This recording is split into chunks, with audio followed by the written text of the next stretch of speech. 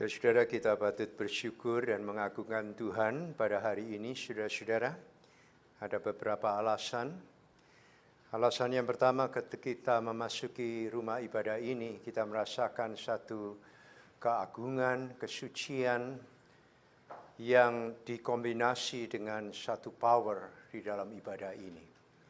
Sehingga kita hari ini menyanyikan lagu-lagu dari PPK, saudara-saudara, lagu pilihan, yang membuat hati kita ini tersentuh, yang membuat hati kita ini sangat terharu. Karena puji-pujian yang disampaikan melalui buku satu ini, saudara-saudara, sungguh-sungguh membuat hati kita siap untuk masuk di dalam ibadah. Dan yang kedua, dalam puji-pujian tadi, saudara-saudara, mereka ingin menyatakan bahwa betapa pentingnya sementara kita masih memiliki orang tua, masih memiliki keluarga, kita mengeman-eman mereka. Kita mengasihi sungguh-sungguh. Karena to be honest, banyak sekali orang tua mengalami satu hal yang saudara mungkin tidak pernah duga. Ya, disebut silent grief. Duka cita yang tersembunyi, yang tidak bisa diutarakan. Tapi kita patut bersyukur bahwa keluarga ini bisa mengekspresikan betapa Tuhan itu sungguh baik. Dan yang ketiga, saudara-saudara, mengenai Bapak Rohani. Saya tadi duduk di samping Pendeta Hosea. Saya merasakan bahwa saya duduk di samping Papa Rohani saya. Karena sejak tahun 1996, beliaulah yang menjadi Bapak Rohani bagi saya. Mencari saya sampai ketemu di Pioneer Apartment, mendoakan kami, rumah tangga yang tidak memiliki keturunan. Dan melalui doanya, kami dikaruniai anak. Jadi kita punya Bapak Rohani. Sementara kita punya Bapak Rohani, kita eman-eman. Siapapun itu, saudara. Kita patut bersyukur kepada Tuhan. Dan hari ini saya akan membawakan satu tema, yaitu doa yang membuka pintu gerbang raja, yang diambil di dalam kitab Nehemia pasal yang kedua, yang sudah dibacakan oleh Bapak Majelis Chandra Avandi tadi, ayat 1 sampai dengan ayat 10. Nah, saudara, tema ini sangat penting untuk kita telaah dan kita pelajari bersama-sama, saudara. Karena banyak orang itu mungkin mengharapkan adanya satu hal yang disebut Tuhan itu selalu membuka jalan. Tetapi acap kali yang tidak terduga, saudara-saudara, pada saat Tuhan itu membuka jalan, satu ruang yang dibuka atau jalan yang dibuka oleh Tuhan itu penuh dengan resiko. Dan ini tidak pernah kita duga. Tapi kadang-kadang juga, saudara, di hadapan orang yang bisa menentukan, kadang-kadang jalan itu ditaruh oleh Tuhan di hadapan orang yang bisa menentukan mati hidupnya. Dan kisah ini berawal dari Nehemia, saudara. Ketika dia berhadapan dengan raja, wajahnya muram, dan dia letih lesu, mungkin tangannya agak sedikit gemetar, dan dia membawa minuman itu di hadapan raja, padahal itu sangat dilarang untuk berhadapan dengan raja besar seperti Artasasta itu dengan wajah dan perasaan hati seperti itu, karena hukumannya adalah mati. Tetapi justru di dalam keadaan seperti inilah Tuhan membuka jalan melalui satu hal, yaitu doa. Mari kita berdoa. Bapa Surgawi, saat ini kami akan bersama-sama merenungkan satu perkara yang sangat penting yang diajarkan dari pasal pertama Nehemia, kemudian dilanjutkan di dalam pasal yang kedua, ayat 1 sampai dengan 10, kemudian seterusnya. Dari perjalanan pasal-pasal ini kami menemukan bahwa doa menjadi lentera hati, menjadi lentera perjalanan misi Nehemia sampai pada selesainya pembangunan tembok Yerusalem. Dan inilah yang hendak kami pelajari bersama-sama. Berikanlah hati yang rendah untuk kami bisa menerimanya. Dan hari ini firman akan diberitakan. Sampaikanlah firman-Mu Tuhan. Send your word kepada orang-orang yang kami kasihi. Sampaikanlah firman-Mu kepada Ibu Mary Homan. Sampaikanlah firman-Mu kepada Saudara Herwi Trisnadi. Sampaikanlah firman-Mu kepada Saudara Anyao. Dan juga sampaikanlah firman-Mu kepada saudara-saudara kami yang letih, lesu, dan berbeban berat. Send your word and heal their diseases, O Lord. Kirimkanlah firman-Mu dan sembuhkanlah penyakit mereka. Mungkin pada saat ini mereka berhadapan dengan televisi untuk melihat kami menyampaikan firman di sini. Biarlah firman itu mendarat di dalam hati mereka dan memberikan kuasa kesembuhan. Terima kasih dalam nama Tuhan Yesus kami berdoa. Amin. Nah, saudara-saudara, dari semua yang sudah saya ceritakan di atas, kita melihat hal yang pertama dan utama yang dilakukan oleh Nehemia, yaitu dia menghadap raja dengan sejujur-jujurnya. Dia membawa perasaan tanpa topeng. Dia membawa sesuatu pergumulan di dalam hidupnya tanpa mencoba untuk ditutup-tutupinya. Sehingga dia berhadapan dengan wajah yang muram, tetapi diikuti dengan satu doa yang di dalam bahasa Ibrani itu disebut tefilah. Doa yang dahsyat, doa yang luar biasa berkuasa, tetapi doa itu sangat singkat. Oleh sebab itu disebut tefilah. Nah, acap kali doa semacam ini terlupakan di dalam hati, pikiran, dan lidah orang percaya. Tefilah. Setelah dia membawa wajah yang muram, kemudian menyampaikan doa yang disebut tefilah itu, dia menyampaikan sesuatu yang impossible bagi seseorang untuk bisa diberikan, terutama bagi seorang raja diberikan kepada seorang budak seperti Nehemia, bangsa buangan. Yaitu untuk meminta surat kuasa dan meminta bahan-bahan terpenting di dalam kerajaan Persia pada waktu itu, yaitu kayu-kayu yang bermutu tinggi yang dilindungi oleh raja, dan letak hutan tersebut, hutan kaya itu berada di belakang kerajaan Persia. Sehingga tidaklah mungkin ada orang luar bisa masuk di dalam hutan tersebut. Tetapi justru yang diminta oleh Nehemia itu adalah permintaan yang mustahil. Tetapi jangan lupa saudara, jangan lupa, sebelum segala sesuatu itu diminta, diharapkan oleh Nehemia, dia memberikan satu hal yang terpenting di dalam hidup dan yang perlu kita pelajari dan perlu kita terapkan dalam hidup kita, yaitu tefilah. Doa singkat yang memiliki kualitas hubungan dengan Tuhan begitu baik. Mari kita mempelajari bersama-sama.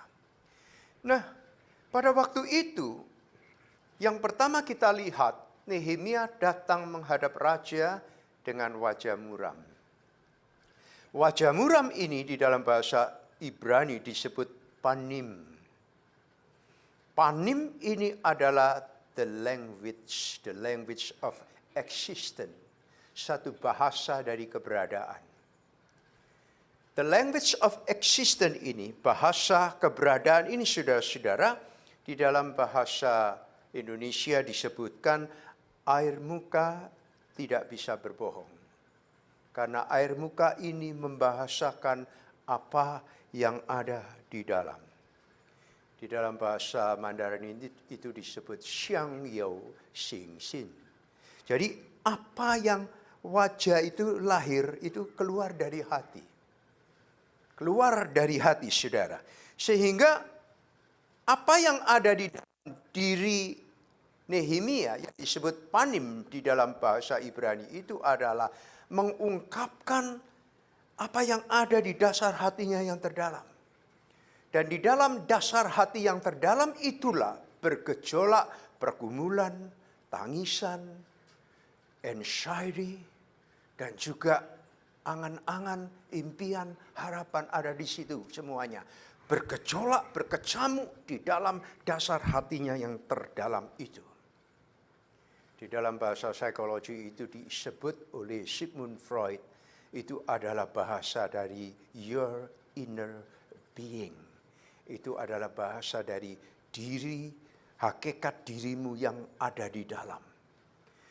Nah, hakikat diri yang ada di dalam itu tidak bisa ditutup-tutupi oleh kita semuanya, saudara.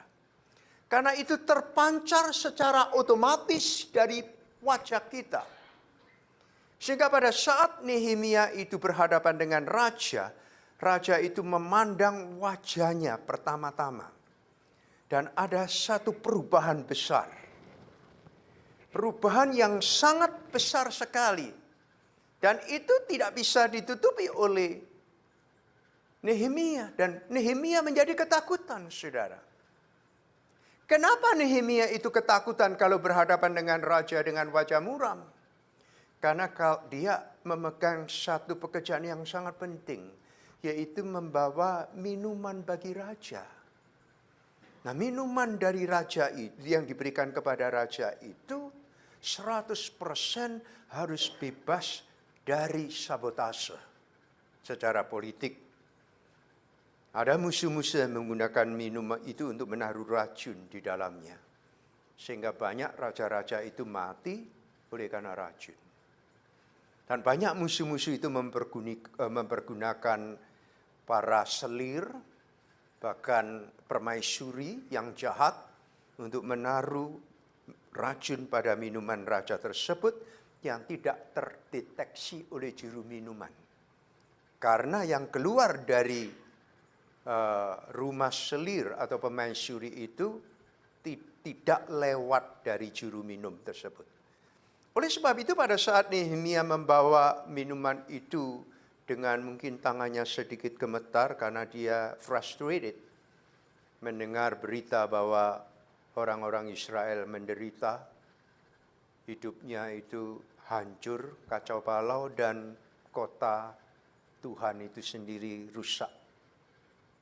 Sehingga wajahnya menjadi carut marut, tidak karu-karuan. Dan itu raja memandang dengan sangat detail, sinar matanya tajam.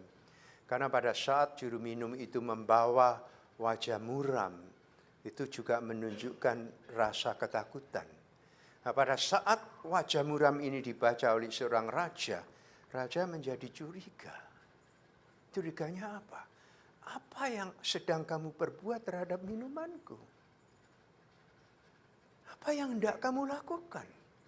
Jadi sorot mata Raja Artasasta ini tertuju kepada matanya begitu luar biasa. Dan itu menciptakan suasana yang tidak baik. Jadi siapakah yang bisa menutup-nutupi perasaan yang bergejolak di dalam hati ini? Kalau saudara misalkan sedang bersuka cita, kemudian ada seorang datang dari pesta itu di mana saudara berulang tahun. Dan orang itu berbisik di telinga saudara, kamu itu senyum-senyum, kamu itu pesta ulang tahun. Jangan lupa, hutangmu belum dibayar. Pada saat orang berbisik seperti itu, otomatis saudara, bahasa Indonesia disebut, rona wajah ini seketika berubah. Betul enggak? Dan siapa yang bisa mencegah? Dan orang-orang itu melihat, loh, rona wajahnya kok tiba-tiba berubah. Iya kan? Terus ada seorang, misalkan saudara itu sudah dandan dengan baik, sudah akan pergi ke pesta, saudara adalah seorang yang sangat memperhatikan penampilan, sangat memperhatikan make up. Begitu saudara masuk tersenyum-senyum dengan jalan diatur sedemikian rapi, Tapi ada seorang anak kecil datang kepada saudara, "Tante, lipstiknya itu morat-marit." Maka apa yang terjadi? Rona wajahnya berubah, betul enggak? Walaupun anak kecil itu mengatakan demikian, "Itu lipstiknya kacau, Tante." Maka dia menjadi ada perasaan yang tidak enak dalam dirinya. Mau diginikan takut mau tambah tidak karu-karuan, dibiarkan bagaimana. Itulah wajah. Dalam bahasa Mandarin itu sangat jelas, saudara-saudaraku, wajah itu lahir dari hati. Nah, acap kali, saudara, di hadapan seorang raja, Nehemia juga tidak bisa menutupi. Mungkin wajah yang berubah ini menjadi batu sandungan, tetapi di dalam konteks ini Tuhan memakai wajah yang muram itu untuk tujuan yang sangat besar.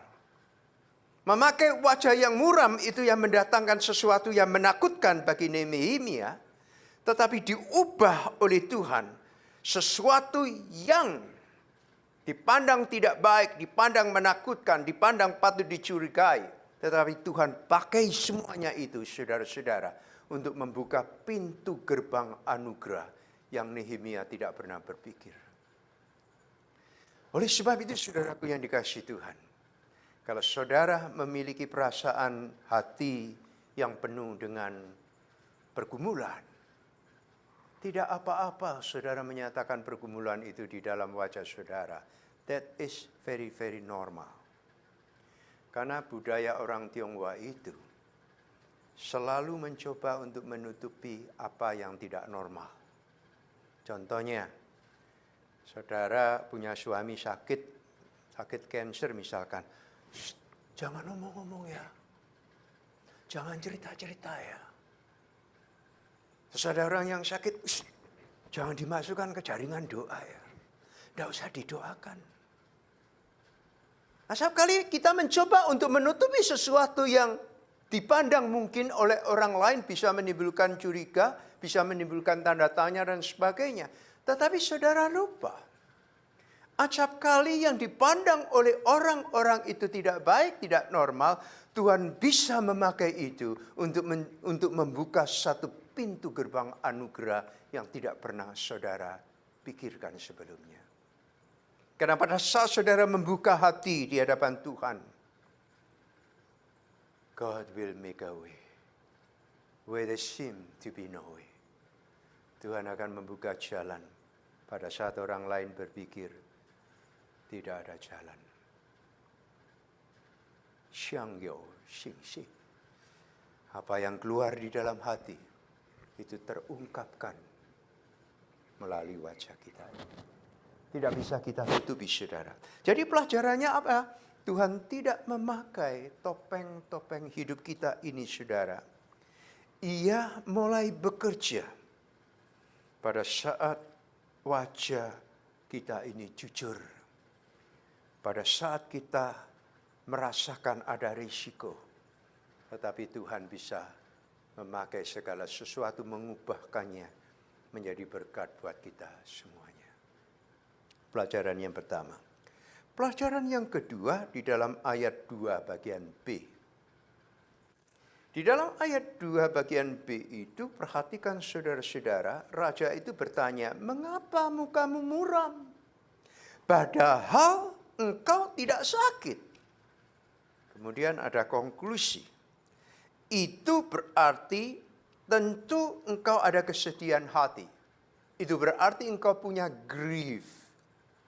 Nah, saudara, raja ini, saudara-saudara, kalau kita buka perkataannya itu ada 3 sisi perkataan yang kita kupas. Dari pendekatan psikologi modern, ini raja itu sedang melakukan satu hal yang disebut differential diagnosis, mendiagnosa sesuatu keperbedaan. Jadi, raja itu menggunakan pendekatan psikologi. Tidak langsung marah.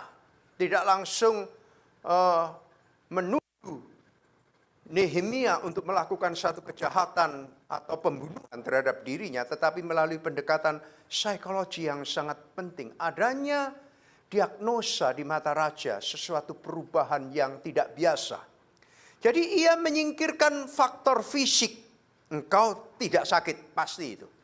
Terus yang kedua, raja itu mengenali ekspresi wajahnya. Tetapi engkau muram. Engkau tidak sakit, tetapi engkau muram. Apa yang terjadi? Maka raja menyimpulkan, engkau memiliki grief. Engkau memiliki kedukaan, kesedihan hati. Luar biasa ini, saudara.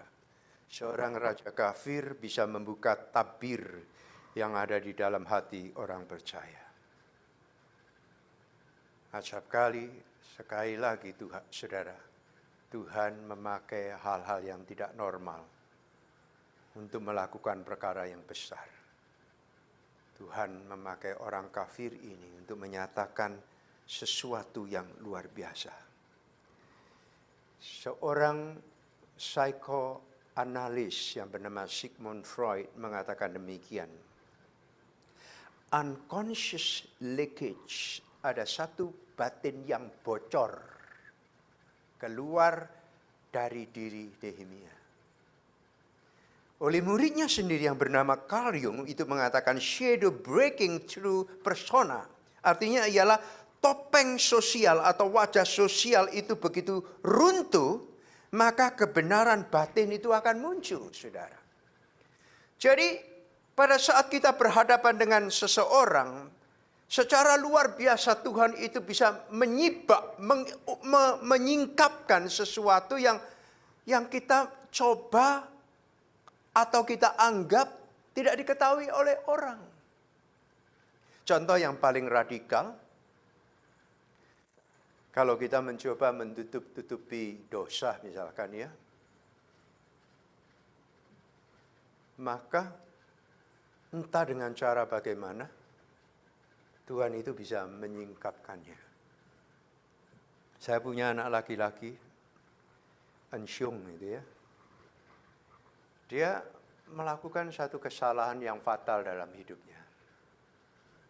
Saya tidak pernah tahu dengan mata saya sendiri.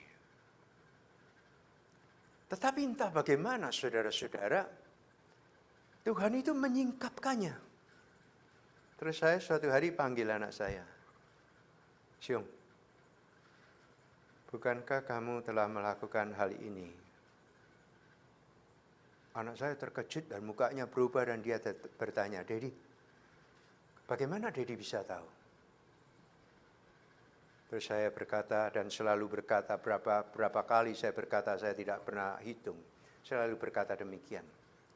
Pada saat saya memandang kamu, saya bukan memandang hanya dengan mataku ini saja. Saya memandang kamu dengan mata batinku. Kemudian ada anak saya yang pertama itu juga punya foto-foto masa lalu begini ya. Dan dia foto itu disimpan di dalam filenya tertentu. Dan tidak ada seorang pun yang bisa tahu. Tapi entah bagaimana saudara-saudara. Entah bagaimana. Anak saya itu jatuh dari ketinggian 20 kaki. Kemudian untung tidak meninggal. Dilarikan ke rumah sakit. Dan kami orang tua tidak pernah tahu. Tetapi dari sejarah hidupnya saudara-saudara ada hal-hal yang krusial, ada hal-hal yang berbahaya di dalam hidupnya. Dia pikir tidak ada seorang pun yang tahu. Tapi entah bagaimana saudara-saudara, saya tidak pernah membuka cellphone-nya, saya tidak pernah otak-otik dia punya file. Entah bagaimana saudara-saudara, saya bisa tahu. Saya bisa tahu begitu detail, begitu lengkap perjalanan sejarah hidupnya itu. Tapi saya simpan dalam hati dan saya tidak menyampaikan kepada istri saya, kepada orang lain siapapun. Tetapi saya mengetahui dengan jelas. Dari mana itu saya bisa dapat saudara-saudara? Acap kali Tuhan itu menyibakkan tabir di mana kita tidak pernah menduganya. Jangan dikira saudara-saudara bahwa apa yang kita perbuat ini tidak ada seorang pun yang tahu. Apa yang kita kerjakan di tempat yang tersembunyi, jangan pikir kita tidak ada seorang pun yang tahu. Kita lupa saudara-saudara, ada mata Tuhan yang melihat dari atas.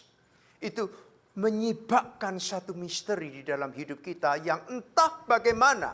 Tujuan Tuhan ingin memberikan pertolongan, tujuan Tuhan ingin mengangkat kita dari tempat di mana kita jatuh, maka Tuhan menyibakkan misteri itu kepada orang-orang yang tidak pernah kita pernah duga. Oleh sebab itu saudaraku yang dikasihi Tuhan, sangat penting bagi kita untuk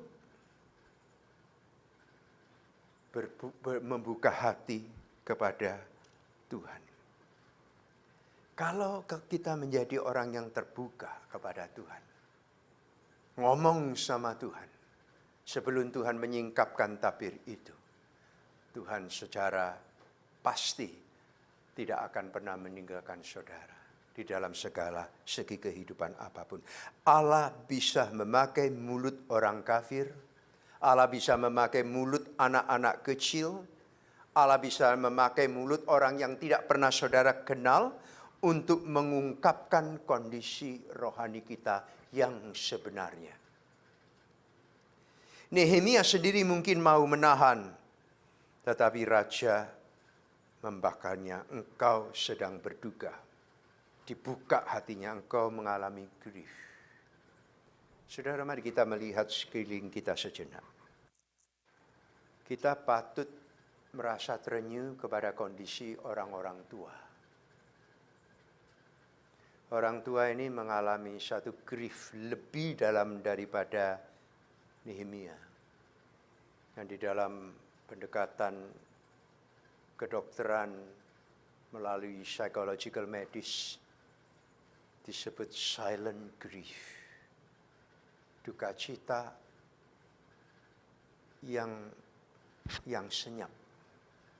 Nah, saudara bayangkan, seseorang yang mengalami silent grief, duka cita yang senyap, sunyi senyap, tapi ada di dalam hatinya yang paling dalam. Maka dia mengalami kegetiran, kepahitan, dan penderitaan yang bukan main. Oleh sebab itu saudara perhatikan banyak orang tua itu kadang-kadang diam begitu.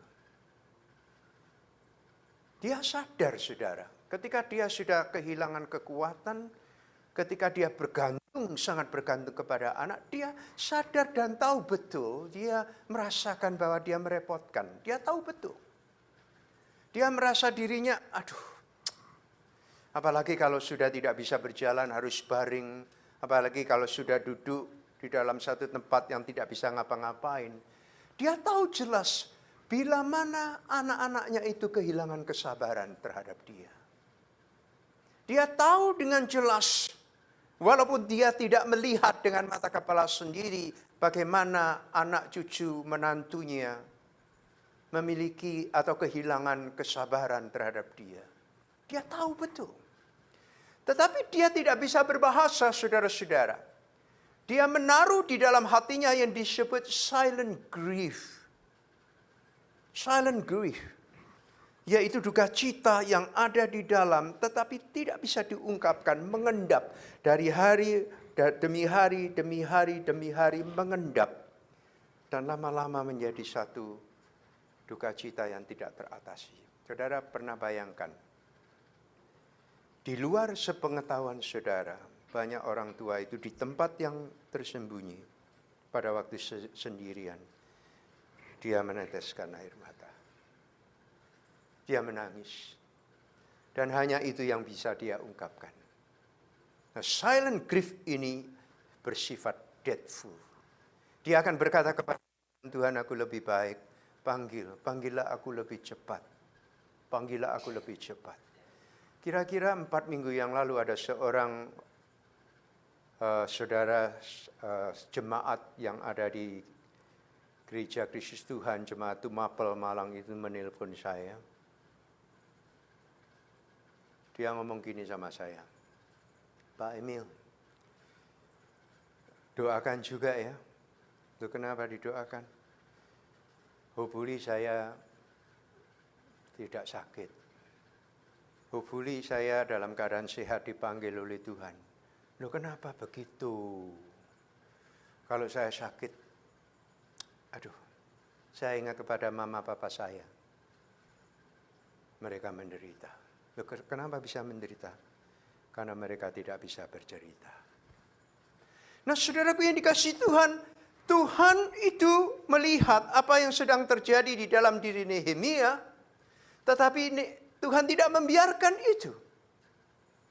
Tuhan memakai Raja Artasastra untuk membongkar hatinya, karena melalui grief itu yang dibaca secara berbeda oleh Raja kafir tersebut, melalui duka cita yang ditanggapi secara berbeda oleh Raja kafir itu, oleh karena hati Raja Artasastra itu telah dibungkus, dilunakkan oleh kasih karunia Tuhan. Nah, kasih karunia Tuhan itu merubah nuansa, merubah iklim, merubah situasi hati daripada Artasastra, sehingga bukannya dia murka, bukannya dia marah, tetapi dia menaruh ibah, menaruh belas kasihan terhadap duka cita atau the grief yang ada di dalam hati Nehemia. Oleh sebab itu saudaraku yang dikasihi Tuhan, alangkah baiknya keadaan dan kondisi hati apapun yang sedang menghantam saudara, terbukalah kepada Tuhan. Jangan pikir bahwa silent grief dari orang tua itu Tuhan tidak mendengar. Bahkan tangisan anak kecil sekalipun Tuhan itu mendengar.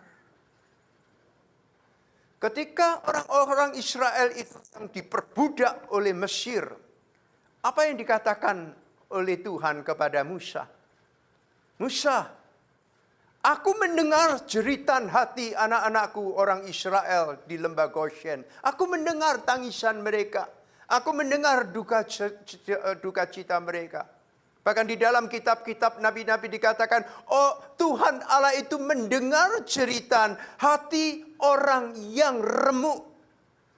Tuhan itu menyenengkan telinga kepada orang yang mengalami deep brokenness di dalam hidupnya.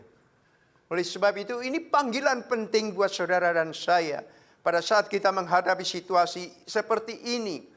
Saudara sakit, saudara ingin simpan sendiri. Saudara simpan kepada orang lain, oke.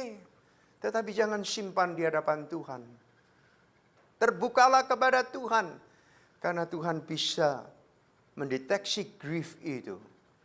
Dan merubahnya untuk membuka pintu anugerah buat saudara. Yang ketiga di sini saudaraku yang dikasihi Tuhan, yaitu kejujuran.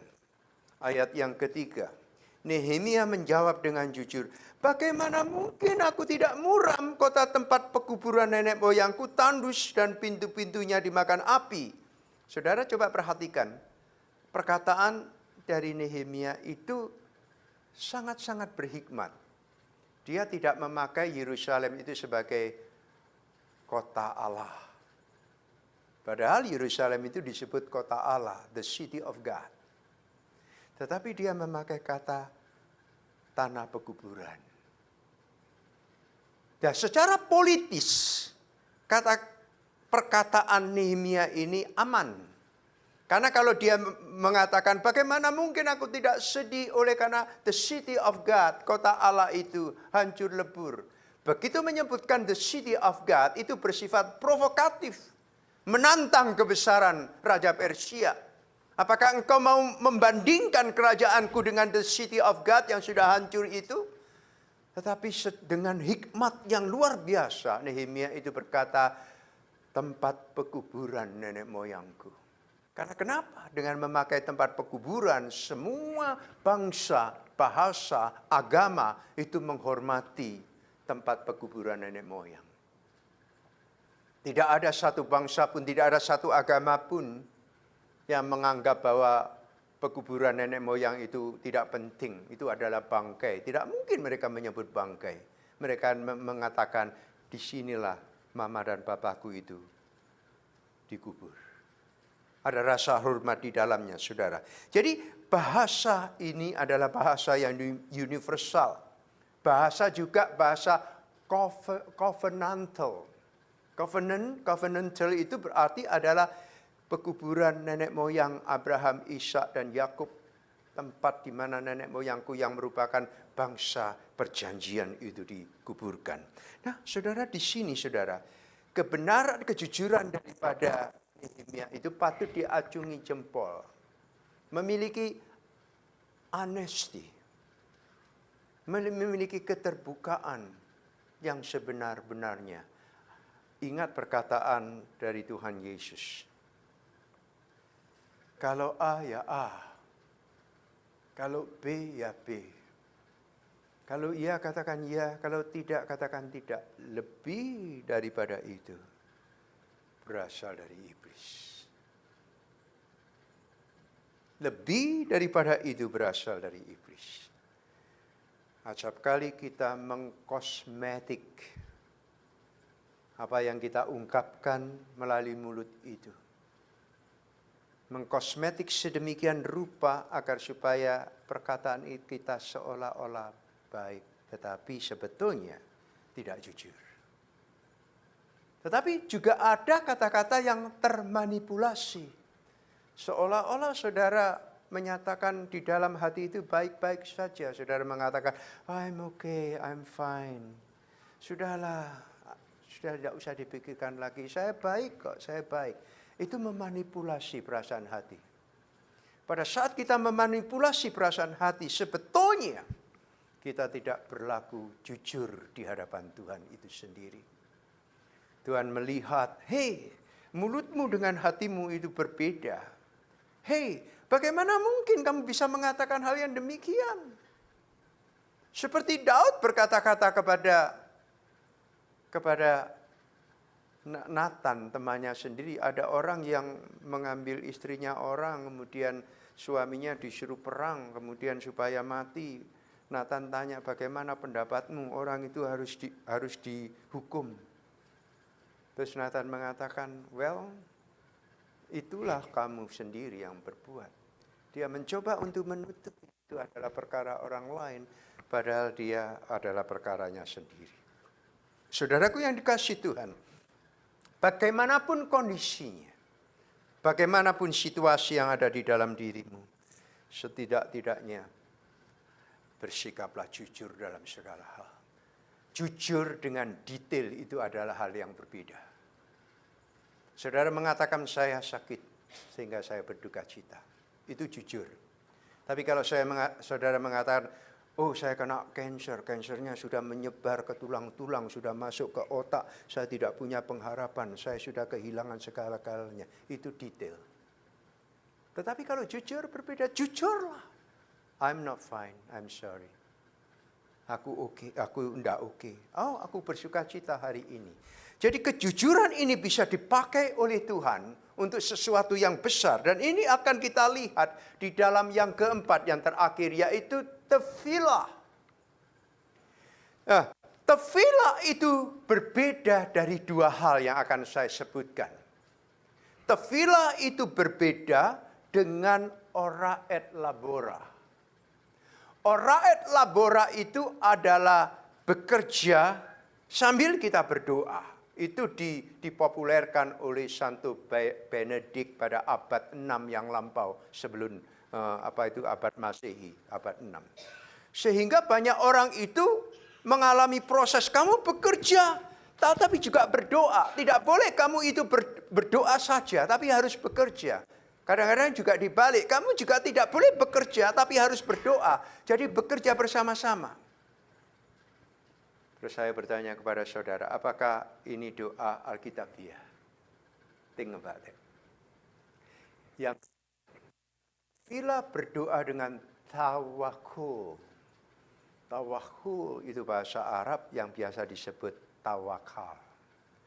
Tawakal ini artinya bekerja sekeras-kerasnya. Begitu mentok, baru berdoa. Acap kali orang Kristen itu berdoa seperti nomor 3 ini. Jadi tawakal dulu. Kamu harus memiliki hati yang tawakul. Artinya ialah Jangan berpikir seperti pengemis minta-minta kepada Tuhan. Kerja keras dulu. Kerja terus, usahakan sampai mentok. Baru kamu berdoa. Kalau sudah mentok tidak ada jalan keluar, baru kamu berdoa meminta Tuhan. Jadi kita tidak seperti orang yang tawakal, kita tidak juga ora et labora. Tetapi bahasa doa yang diberikan oleh Alkitab adalah tefilah. Apa itu tefilah? Mari kita lihat di dalam ayat yang keempat. Raja itu berkata, "Lalu apa yang kau inginkan?" Perkataan raja ini bernada investigatif, tegas dan sangat mengikat. Satu jawaban salah, hukumannya mati itu bagi Nehemia. Namun firman Tuhan mencatat, ini perkataan Nehemia. Maka aku berdoa kepada Allah semesta alam. Belum menjawab, tapi berdoa semesta alam. Berapa lama jaraknya antara pertanyaan dari Nehemia, dari raja dan jawaban dari Nehemia? Berapa detik kira-kira? Raja tidak bisa menunggu lama. Hanya beberapa saat. Nah, doa yang beberapa saat dalam keadaan kritikal genting ini yang disebut tefilah. Nah, tefilah itu apa, saudara-saudaraku? Tefilah itu ada mendahului jawaban. Jadi berdoa dulu sebelum kau berkata apa-apa. Tenangkanlah hatimu beberapa saat, berapa detik mungkin. Tenangkanlah itu, calm down. Supaya hatimu itu dalam saat-saat yang singkat, saudara-saudara, itu dialihkan kepada Tuhan. Nah, ini dipakai, saudaraku yang dikasihi Tuhan, untuk membuat satu movie terbesar sepanjang zaman, terbesar sepanjang masa di dalam film action yang disebut James Bond. Di dalam James Bond itu inti daripada movie tersebut, di dalam situasi yang genting, engkau harus bergerak cepat. Dan kecepatan kamu berpikir, kecepatanmu kamu bergerak itu harus lebih cepat daripada peluru yang hendak engkau lontarkan. Jadi cepat begitu. Yang disebut tefilah, saudara, dalam keadaan genting tersebut, itu raja memberikan pertanyaan yang bersifat investigatif, merupakan satu degree kelas 1, dan Nehemia harus menjawabnya saat itu juga. Waktunya apa? Waktunya tidak terlalu banyak. Tetapi dalam saat-saat yang genting itu, dia melakukan doa Alkitabiah yang disebut tefilah. Dalam beberapa detik itu dia mengalihkan hati dan pikirannya begitu rupa, terkonsentrasi penuh menuju kepada Tuhan. Oleh sebab itu dia menyebut Tuhan semesta langit. Jadi diarahkan begitu. Nah, mampukah saudara berdoa seperti ini? Ketika saudara melihat mobil saudara itu dalam kecepatan tinggi, kemudian ada mobil di belakang berwarna putih. Mobil itu buatan Chevrolet. Itu meluncur keluar dari arah Las Vegas itu dengan kecepatan tinggi di belakang saudara, dan saudara tahu mobil itu sangat dekat kepada saudara dan tidak memiliki kesempatan lagi untuk menghindar. Dalam keadaan genting, keadaan kritis, apa yang saudara lakukan? Tefilah. Tefilah. Saudara mengarahkan hati dan pikiran terkonsentrasi penuh, fokus. There is no distraction at all kepada Tuhan. Jadi dimulai dengan doa, bukan dimulai dengan kata-kata. Kenapa? Karena firman Tuhan mengatakan, karena orang yang banyak berbicara, banyak kesalahan. Itu. Amsal Sulaiman pasal 10 ayat 19 mengatakan, bila banyak bicara, pasti banyak pelanggaran. Tetapi siapa yang menahan bibirnya berakal budi. Siapa yang menahan bibirnya, ditahan ini bibir, dibuka hati dan pikiran, diarahkan kepada siapa? Allah pencipta langit dan bumi. Diarahkan ke situ. Bibir tertutup, tapi mata hati itu terbuka bagi Tuhan. Dalam keadaan kritikal itu, ada satu komunikasi kelas tinggi, komunikasi sorgawi antara Nehemia dengan Tuhan. Luar biasa. Saudaraku yang dikasihi Tuhan, di momen genting, bukan volume kata yang menyelamatkan, tetapi tefilah. Tuhan Yesus mengatakan, pada saat engkau berdoa, janganlah doamu itu bertele-tele seperti orang kafir yang tidak mengenal Allah. Volume kata begitu membombardir, keluar begitu saja, begitu seperti air bah. Tapi Tuhan mengatakan, bukan itu yang kubutuhkan. Yang kubutuhkan adalah bibir tertutup, shut off. Tapi mata rohanimu itu terbuka lebar kepada Tuhan. Inilah doa yang disebut tefilah. Doa orang percaya. Bukan bekerja keras lebih dulu kemudian berdoa. Bukan sambil bekerja dan kemudian berdoa. Bukan itu juga. Ini yang membedakan antara doa dari orang percaya yang berdiri di atas firman Allah. Alasan yang kedua, karena lidah itu sulit untuk dikendalikan. Saudara marah, bisakah saudara mengendalikan lidah? Waduh, lidah nyerocos bukan main, betul enggak? Tidak bisa. Karena semakin lidah itu ditahan, lidah itu bergetar. Saking getarnya, lambe ini juga bergetar, saudara, kalau orang marah, betul enggak? Tidak bisa dikontrol. Firman Tuhan itu mengatakan demikian di dalam Yakobus pasal 3 ayat 8. Tidak seorang pun yang berkuasa menjinakkan lidah. Ia penuh racun yang mematikan. Nah, pada saat Nehemia kalau sekonyong-konyong tanpa melakukan tefilah, doa yang sekejap, dia akan mengeluarkan kata-kata di luar hikmat dan kuasa doa. Maka apa yang dikatakan oleh Yakobus pasal 3 ayat 8 itu betul. Lidahmu akan menjadi racun yang meracuni hati raja, dan hukumannya adalah mati. Yang ketiga, doa itu harus mendahului rasionalisasi. Ya.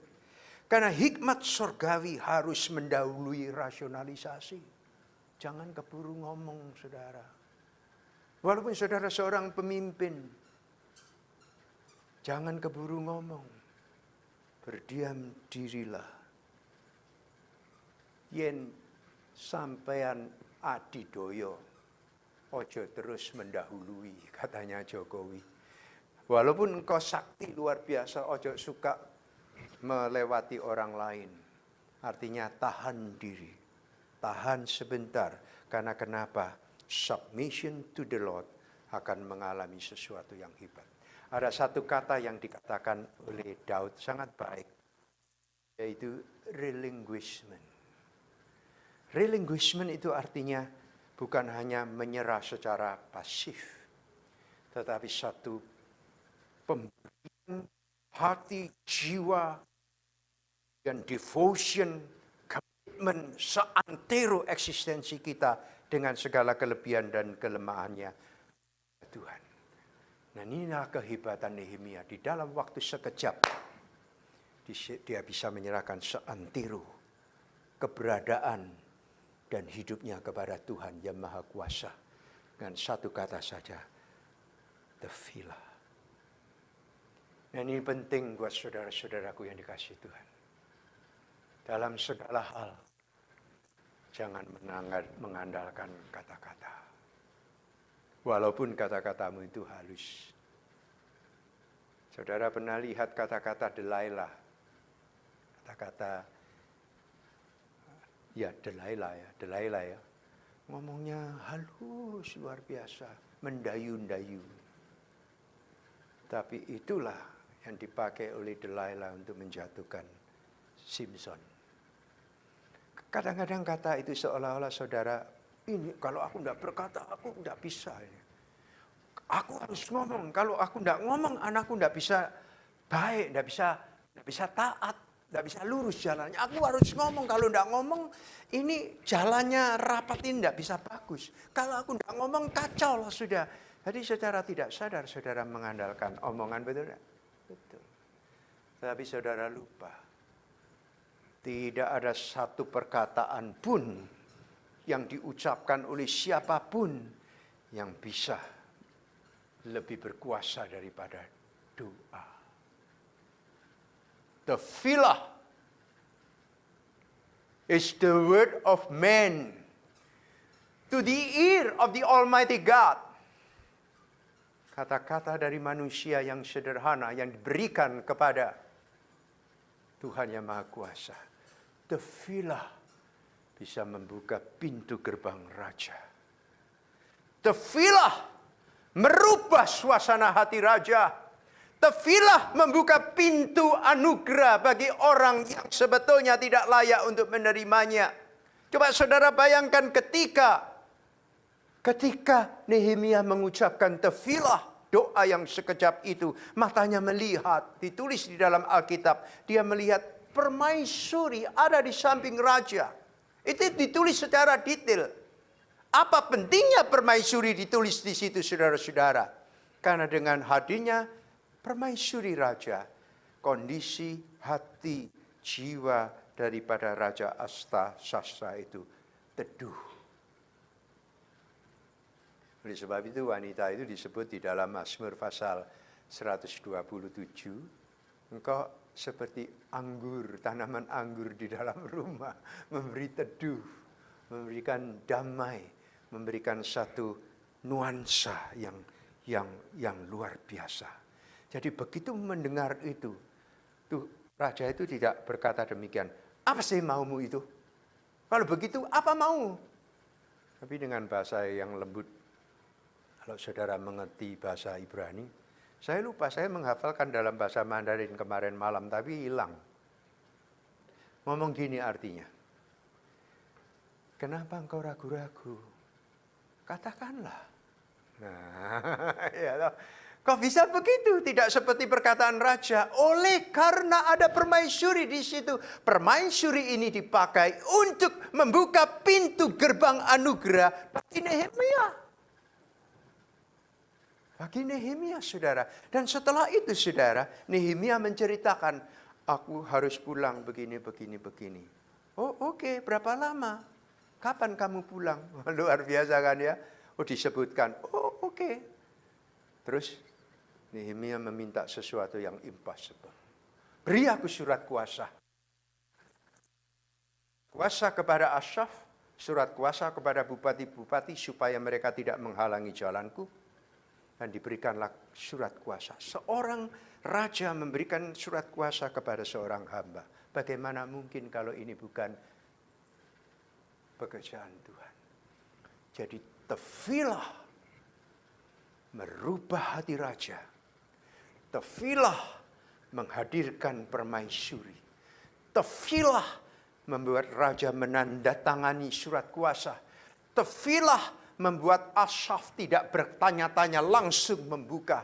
Tefillah membuat jalan menuju kepada kerajaan Yehuda itu terbuka.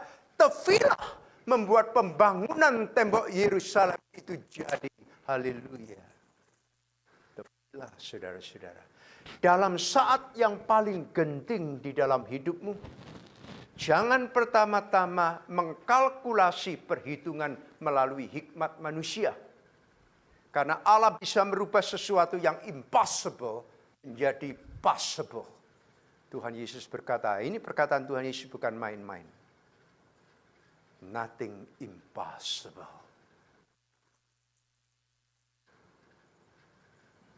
Tidak ada sesuatu yang impossible. Dan ini diucapkan oleh Tuhan di dalam konteks doa. Tefilah membuka pintu gerbang raja tanpa kekuatan dorongan tangan. Tefilah membuka hutan lindung raja tanpa pasukan. Tefilah membuka kerajaan Yehuda yang sudah runtuh untuk dibangun kembali. Oleh sebab itu saudaraku yang dikasihi Tuhan, terakhir kali simpan di dalam hatimu. Saudara sibuk, saudara repot, saudara banyak pekerjaan, mungkin saudara tidak memiliki waktu yang khusus untuk berdoa. Tetapi satu hal yang tidak boleh hilang dalam diri saudara. Tefilah. Bisa dilakukan pada saat saudara driving. Bisa dilakukan pada saat saudara mau jatuh. Bisa dilakukan pada saat saudara mau tersengat oleh sambaran petir. Seperti seorang ateis. Pada waktu dia berjalan setelah konferensi dia mengatakan Allah sudah mati, tidak ada Allah, tak ada Allah-Allahan dalam hidup. Ketika dia keluar dari gedung itu dia berjalan seorang diri. Dia melihat petir itu menyambar tepat di atas kepalanya. Pada saat petir itu menyambar, apa yang keluar dari mulutnya? Tuhan Yesus tolonglah aku. Tefilah. Saat itulah dia terjengkang, bukan terjengkang karena didorong oleh kilatan petir itu. Karena ada satu kekuatan yang mendorong dia. Sehingga dia terlepas dari petir itu. Saat itulah, tefilah merubah seorang ateis ini menjadi pengikut Tuhan. Ada satu perkataan yang keluar dari orang yang paling berdosa pada waktu itu yang bernama Saulus. Dia menunggang kuda dengan surat kuasa. Dia akan membunuh orang pengikut jalan Tuhan. Tetapi sampai di jalan, dia itu mendengar satu perkataan. Saulus, Saulus, kenapa engkau menganiaya aku? Keluarlah tefilah. Tuhan, siapakah engkau? Perkataan ini yang disebut doa sekejap. Merubah Saulus menjadi Paulus. Inilah kuasa doa orang percaya. Milikilah dan hiduplah di dalamnya. Mari kita berdoa.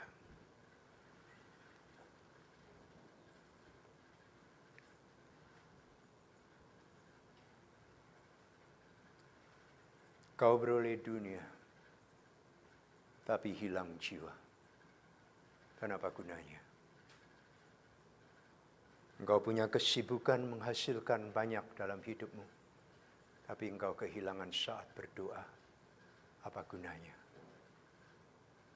Saudara banyak menghitung penghasilan dalam hidup. Menyenangkan diri sendiri di dalam satu kondisi. Tetapi lupa mengambil Alkitab dan membacanya. Apa gunanya? Kau beroleh dunia, tapi hilang jiwa. Dan apa gunanya? Bapa Surgawi, terima kasih untuk firman yang sudah kami beritakan pada pagi hari ini. Apa yang dialami, dilakukan oleh Nehemia dicatat oleh Roh Kudus. Dan Roh Kudus memakainya untuk menyampaikan firman yang mengilhami kami semuanya. Supaya kami hidup di dalam kuasa tefilah, kuasa doa yang ajaib, yang membuka pintu gerbang raja.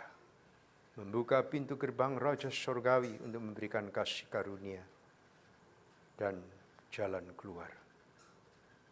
Terima kasih Tuhan, dalam nama Yesus kami berdoa. Amin.